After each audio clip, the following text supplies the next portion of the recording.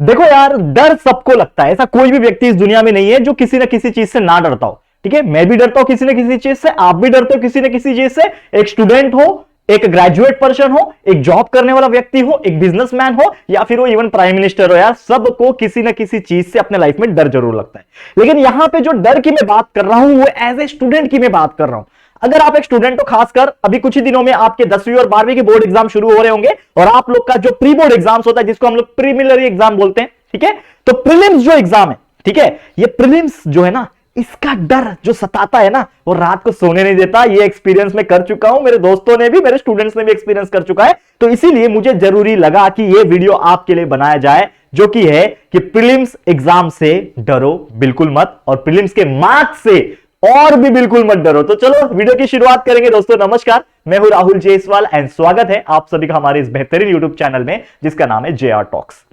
आज एक बहुत सीरियस मुद्दे पे डिस्कस कर रहे हैं। कुछ बच्चे थोड़े से मुझे निराश होकर कुछ मैसेज भेज रहे थे। कुछ बच्चे, ज्यादा बच्चे नहीं थे, 3 या 4 लोग का मैंने कुछ DM देखा मेरे इंस्टाग्राम के ऊपर। बच्चे मुझे फॉलो करते हैं और मुझसे बातें करते रहते हैं इंस्टाग्राम पे। आप भी जरूर कर सकते हो। Instagram ID link description box में दिया है, या फिर डायरेक्टली इंस्टाग्राम पे सर्च कर दो राहुल जायसवाल, आपको मैं मिल जाऊंगा। फॉलो कर लो, या फिर हमारे ऑफिशियल JR ट्यूटोरियल्स पेज को भी आप फॉलो कर सकते हो इंस्टाग्राम पे।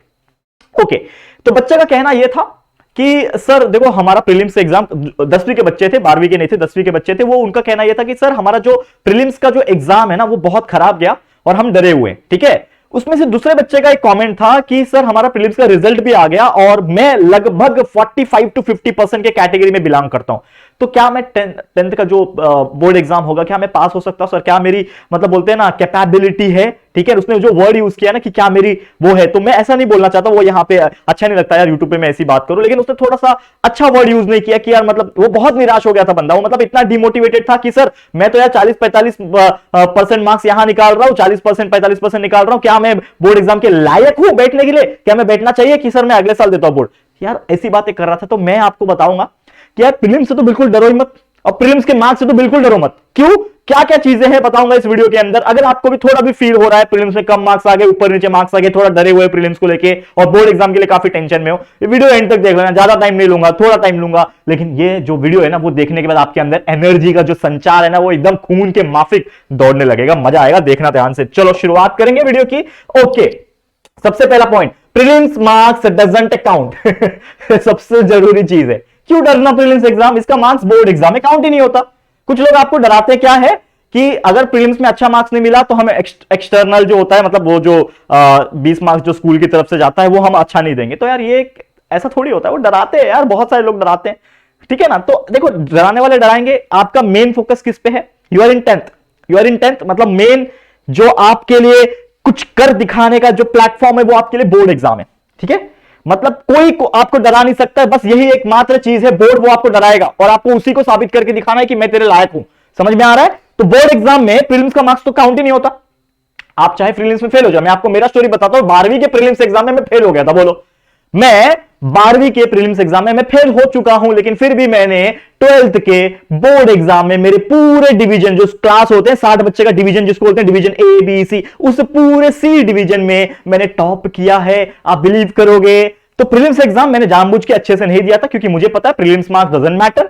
मैं पहले से ही श्योर था। मैं उस प्रीलिम्स को बदले, मतलब अभी मेरे को ये चैप्टर पढ़ना है, तो यार मेरा वो चैप्टर पढ़ के नहीं होगा तो मैं उसके पहले का पढ़ूंगा ना। तो उस हिसाब से मैं बोर्ड का स्ट्रैटेजी फॉलो कर रहा था, मैं उस स्ट्रैटेजी को फॉलो नहीं करता। हाँ, मुझे जितना अच्छे से पढ़ना चाहिए था मैं उतना नहीं पढ़ पाया था, कोई बात नहीं। इसके लिए मेरे परसेंटेज उतने एक्सपेक्टेशन के हिसाब से नहीं है, लेकिन कोई बात नहीं, फिर भी टॉपर था। ठीक है, तो मैं आपको बताऊंगा कि जो बच्चा निराश होकर चल रहा है, 50% आ रहे, 40% आ रहे, 60%, 70% आ रहे, मुझे तो 95 निकालना था, कोई बात नहीं यार, अभी तो समय बचा है, 1 महीना और है, फाड़ देंगे, फोड़ देंगे, सब कुछ कर लेंगे इस 1 महीने में। देखो, प्रीलिम्स के बाद आपका जो मेन प्लेटफॉर्म है जिसमें करके दिखाना है साबित, ये तो बोर्ड एग्जाम है भैया।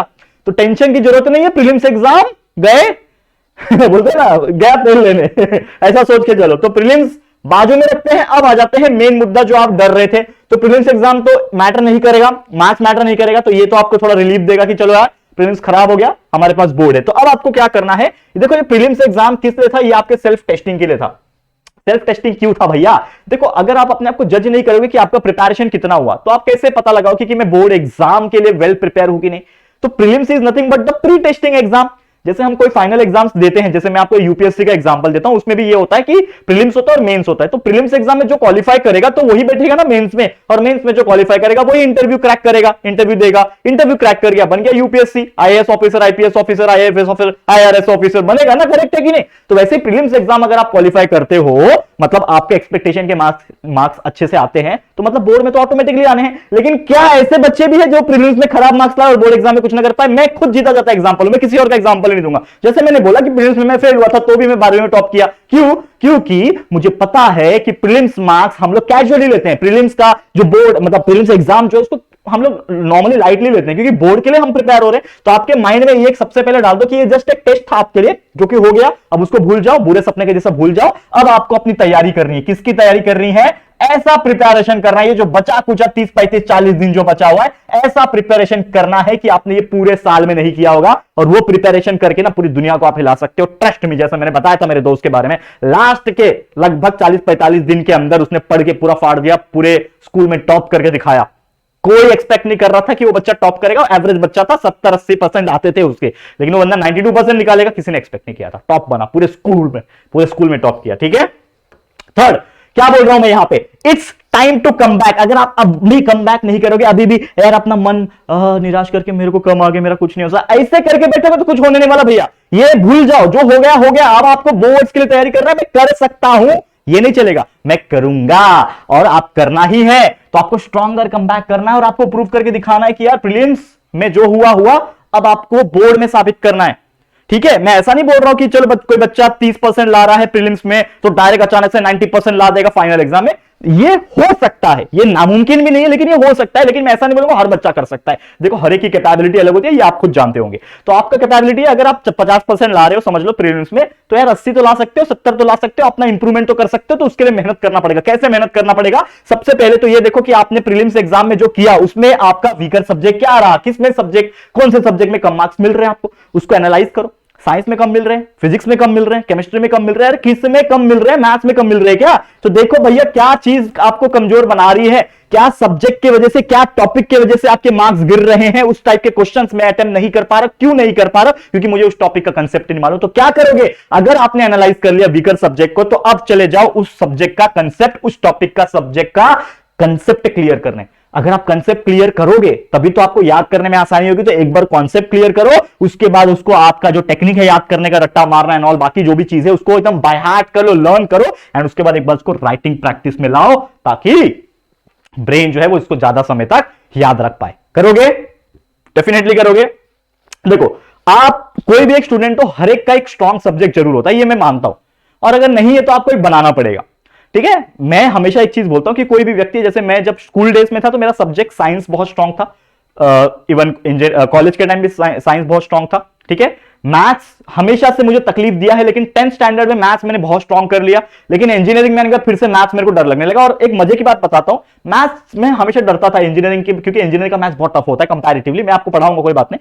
लेकिन इंजीनियरिंग में आने के बाद ना मुझे रियलाइज हुआ कि यार मैथ्स बहुत टफ है, और मैं बहुत डरने लगा। आप बिलीव नहीं करोगे, आज मैं मैथ्स पढ़ा रहा हूं इतना अच्छे तरीके से, और बच्चे इतने खुश है कि सर आप मैथ्स क्या पढ़ाते हो, मतलब पता नहीं क्या क्या टाइटल मेरे को देते हैं, ये of king of maths and all, क्या क्या देते हैं। मतलब देखो यार, मैं ऐसा नहीं बोलूंगा कि आप मुझे ऐसा बोलो, there are so many other teacher जो इतने भारी भारी पढ़ा रहे ना, मैं तो कुछ नहीं उनके सामने। ठीक है। लेकिन मैं आपको क्या बता रहा हूं ना, कि सोचो कि मैंने अपने डर से जीता, यहां पे आया हूं, आपको टीच कर रहा हूं, पूरे लाखों बच्चों को सिखा रहा हूं यहां पे। मतलब कुछ तो कैपेबिलिटी होगा, कुछ तो नॉलेज होगा मैथ्स का, तभी तो यहां पे खड़ा हूं आप लोग के सामने, आप मुझे एक्सेप्ट कर रहे हो। समझ में आ रहा है? तो वो आपके साथ भी होगा। तो एक स्ट्रॉन्ग सब्जेक्ट लेके चलना, और जो वीकर है उसके ऊपर एनालाइज करके उसको भी स्ट्रॉन्ग बनाने की कोशिश करना, जैसे मैंने अपने मैथ्स के लिए किया था। समझ में आ रहा है? अब last but not the least, असली परीक्षा जो है आपकी, वो आपकी बोर्ड्स है। देखो, बड़े में लिखा हूं, वो आपका बोर्ड्स है। तो वो जो भी चीज आपको पढ़नी है वो बोर्ड्स के लिए पढ़ो। ऐसा पढ़ो कि आपने कभी नहीं पढ़ा था, ऐसा मेहनत करो रात दिन एक करके कि आपने कभी नहीं किया था। क्योंकि ये जो 1.5 महीने का जो बचा हुआ टाइम है ना, इसमें अगर आप एक स्ट्रगल कर लेते हो, मैं आपसे वादा करता हूं दोस्तों कि वो 1.5 महीना स्ट्रगल करने के बाद जो बोर्ड एग्जाम का 15-20 दिन चलेगा ना, उसके बाद जब लास्ट पेपर देके आओगे ना, जब घर पे बैठोगे ना, तो इतना सुकून महसूस करोगे, आपका दिमाग एकदम प्रफुल्लित हो चुकेगा। देखो क्या हिंदी वर्ड्स निकल रहे मुझे मुंह से प्रफुल्लित, मतलब इतने खुश हो जाओगे कि यार मजा आ जाएगा। आपको बोलेगा कि वाह क्या पेपर लिखा है मैंने, वाह क्या बोर्ड एग्जाम गया, देखो यार मेरे 80 to 90% आ जाएंगे। और कोई बात नहीं, थोड़े बहुत ऊपर नीचे हो जाते हैं, हमारे एक्सपेक्टेशन से कभी ऊपर भी आ जाता है, कभी नीचे भी आता है, कोई टेंशन वाली बात नहीं है। ठीक है, समझ में आ गया तो जरूर से फॉलो करना जो भी चीज मैं बताने की कोशिश कर रहा हूं। तो चलो इसी के साथ वीडियो समाप्त करता हूं, काफी बड़ा वीडियो बन गया, तो प्रीलिम्स से डरो मत, जो भी हो गया उसको छोड़ दो, अब अपने हिसाब से इसको करो और definitely you will get the result whatever you want. ठीक है, तो वीडियो समाप्त करता हूं, वीडियो पसंद आए तो लाइक कर देना, शेयर करना, और सपोर्ट की जरूरत है, फटाफट से चैनल को सब्सक्राइब करके 100K पहुंचा दो, तो चैनल को सब्सक्राइब करना, दोस्तों के साथ शेयर करना। ठीक है दोस्तों, तो जल्दी मिलेंगे एक और वीडियो में, तब तक के लिए thank you and good bye.